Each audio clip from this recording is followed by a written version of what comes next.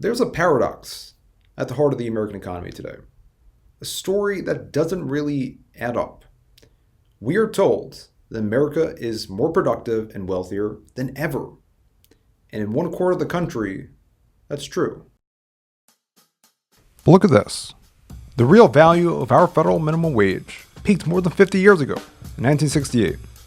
This top line represents where the federal minimum wage should be if it had only simply kept pace with American productivity. It would be over $25 an hour. Can you imagine making $25 an hour at a minimum? But the bottom line is actually where it is, $7.25. Now look at this. You're looking at the growth of CEO pay since 1978. It has exploded by more than 1,400%. Now here's the compensation of the typical worker over the same period, up by just 18%. The wealth is being created, but it's just flowing to a smaller and smaller group of people. And not only are wages not increasing, but it's also getting more expensive to live. Now, for generations, the prices of housing has kept pretty much similar to wages. But this has changed over the past few decades, where increasingly it's becoming mathematically impossible for millions to have the building blocks of American stability, a home. Now, when we see this, we have to understand that this is not just a coincidence. This is a design, because the system is rigged against us. The most shocking part of the story isn't just how bad things are today. If you live in America, you understand a lot of these things. Well, it's that once that we had a cure for all this. It's that America once looked at a problem of deep inequality and decided to fight. To understand what happened, we have to go back to the 1960s. After World War II, America enjoyed a period of incredible affluence. But there was a paradox then, too. Significant poverty persisted. The growing civil rights movement was pulling back the curtain on these deep-seated inequalities. This administration today, here and now, declares unconditional war on poverty in America. The war on poverty created programs like Medicaid, SNAP, Medicare, and Head Start. And these programs lifted millions of Americans out of deep poverty. And we were winning against the war on poverty. The evidence was clear. So, what happened? The cure was working. Why did it stop? Or who wanted to stop it? Now, just beneath the surface, a deeper storm was brewing. One not only of economics, but of race. The civil rights victories in the 1960s, long overdue, sparked a powerful backlash. Many white middle-class Americans, feeling squeezed by inflation and anxious over urban unrest, began to resent government programs they believed were no longer for them.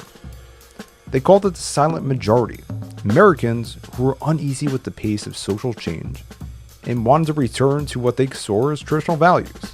And then there was Vietnam, a war that drained the federal budget, shattered trust in government, and fractured the very coalition that had made the war on poverty possible. The promises of the Great Society have been shot down on the battlefield of Vietnam, making the poor, white and Negro, bear the heaviest burdens both at the front and at home. Starting in the early 1970s, something deeper was taking shape. There began an ideological coup, engineered by a handful of industrialists who saw the war on poverty and the regulations and the expansion of government as a direct threat to their power and profits. Now, to protect their fortunes, they needed to do more than lobby and bribe a few politicians. They needed to change what Americans believed. They needed to sell the country a whole new story. Organizations such as the Cato Institute and Heritage Foundation started to pop up. First, they built their arsenal. They poured millions into think tanks, and their product? Official-looking reports that manufactured doubt, and talking heads who preached a whole new gospel. In the only cases in which the masses have escaped from the kind of grinding poverty you're talking about, the only cases in recorded history are where they have had capitalism and largely free trade, If you want to know where the masses are worst off, it's exactly in the kinds of societies that depart from that. So that the record of history is absolutely crystal clear that there is no alternative way so far discovered of improving the lot of the ordinary people that can hold a candle to the productive activities that are unleashed by a free enterprise system. That was Milton Friedman, one of the most influential conservative economists. And to be fair, he wasn't entirely wrong. Free markets in America, and more recently in places like China and India, has helped millions of people get out of poverty. But look at this data, because here is where it gets more complicated, and where the story breaks down. In the US, it's not just markets doing the heavy lifting. It's government programs, Medicaid, tax credits, Social Security, unemployment insurance. That's what keeps people from falling through the cracks. And that reality didn't fit the narrative some wanted to tell. So they built a new story, one grounded in 3 core pillars of deception. To sell it, they first needed a villain. In Chicago, they found a woman who holds the record. She used 80 names, 30 addresses, 15 telephone numbers to collect food stamps, Social Security, veterans benefits for 4 non-existent deceased veterans' husbands, as well as welfare. Her tax-free cash income alone has been running $150,000 a year. Pillar 1. Demonize the poor. The quote-unquote welfare queen. The story, later found to be a gross exaggeration of a single case, became a national obsession. It was the perfect racially coded myth to serve the bounds of solidarity, painting the poor not as unlucky, but as undeserving criminals. Excessive taxation of individuals has robbed us of incentive and made overtime unprofitable. Pillar 2. Rebrand greed as a public good. They called it quote-unquote supply-side economics. The theory was that by cutting taxes on the wealthy and corporations, the benefits would quote-unquote trickle down to everyone else. Now finally, they needed to absolve the system of all blame. For so long, government has failed us, and one of its worst failures has been welfare. I have a plan to end welfare as we know it, to break the cycle of welfare dependency. We'll provide education, job training, and childcare. But then those who are able must go to work, either in the private sector or in public service. I know it can work. In my state, we've moved 17,000 people from welfare rolls to payrolls. It's time to make welfare what it should be, a second chance, not a way of life. All labor has dignity. Yes. But you're doing another thing. You are reminding not only Memphis, but you are reminding the nation that it is a crime for people to live in this rich nation and receive starvation wages. That was pillar number 3, which is to make poverty a personal failure. Messaging was relentless. If you are poor, you need to work harder. There was, of course, no mention of wages being stagnated or just folks not having enough opportunities. And for those 2 decades, that campaign worked. And we have the programs now, thankfully, from the war on poverty. But really, the war on poverty itself was over. And at that point, the war on the poor had begun. And that brings us back to today. For decades, the strategy was to weaken the foundation and starve safety net programs of funding. But under Trump, the quiet part has turned loud. These cuts are breaking the already frayed connection that keeps millions of Americans from hunger, lack of healthcare access, limited education, and having a roof over their heads.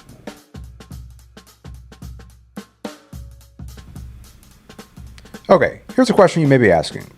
Why can't these programs from the war on poverty that we talked about simply just get people out of poverty? Look at this ladder here. Here's what's happening. We are left with the safety nets, the programs from the war on poverty that we've been talking about, but not enough opportunities to generate wealth. And that's the crucial distinction. So people are stuck in a cycle of just barely getting by. You work, you get paid, and it's gone before the next paycheck. Now, SNAP helps put food on the table. Medicaid can provide healthcare access, all while your billion-dollar employer doesn't offer wages you can live on or provide health insurance. There's no room to save, to invest, to build. It's like putting helium in a balloon with a leak. No matter how much you put into safety net programs, the system is rigged so working people just can't get ahead. So what do I mean that the system is rigged against us? I mean that the government does not do enough in these other critical areas. For example, wages are not protected well enough. Housing is unaffordable for so many Americans. And jobs can be blocked by discrimination and or poor training. Healthcare, we don't have a single payer system. It's costing everybody so much money. And there's not enough childcare access that's accessible.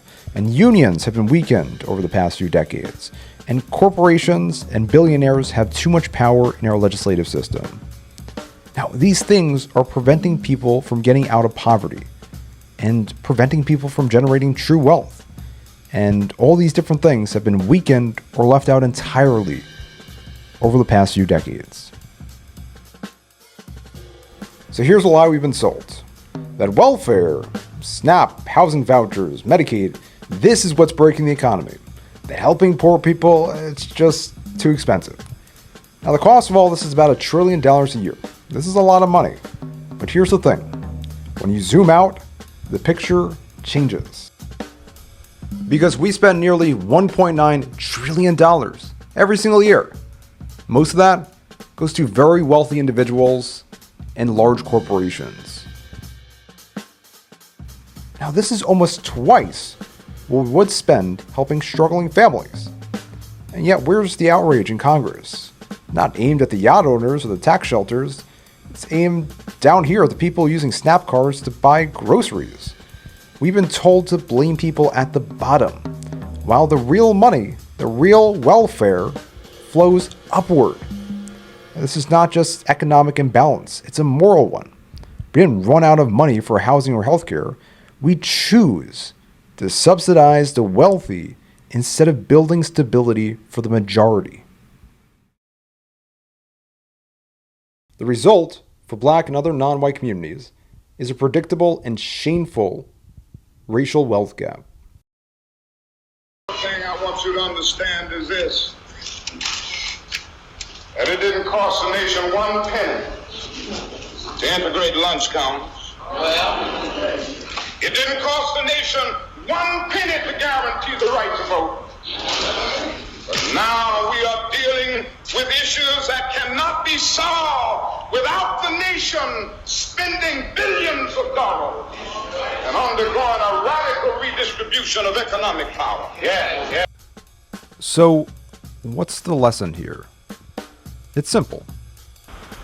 Among these are the right to a useful and remunerative job, the right to earn enough to provide adequate food and clothing and recreation, the right of every farmer to raise and sell his products at a return which will give him and his family a decent living, the right of every businessman, large and small, to trade in an atmosphere of freedom, freedom from unfair competition and domination by monopolies at home or abroad, the right of every family to a decent home, the right to adequate medical care, and the opportunity to achieve and enjoy good health, the right to adequate protection from the economic fears of old age, sickness, accident, and unemployment, the right to a good education.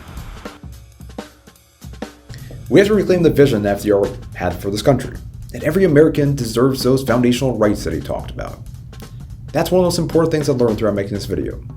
The other one is that Lyndon Johnson, who was the president who made these programs on the war on poverty, he made poverty a priority number 1. Really, no president since has ever really done that successfully.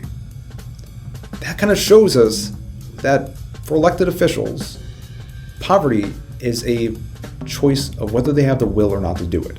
If For 5 decades, they've been making the wrong one. But here's the thing. How we want to respond to that and what we want out of our country, the choice is ours. Thanks for watching.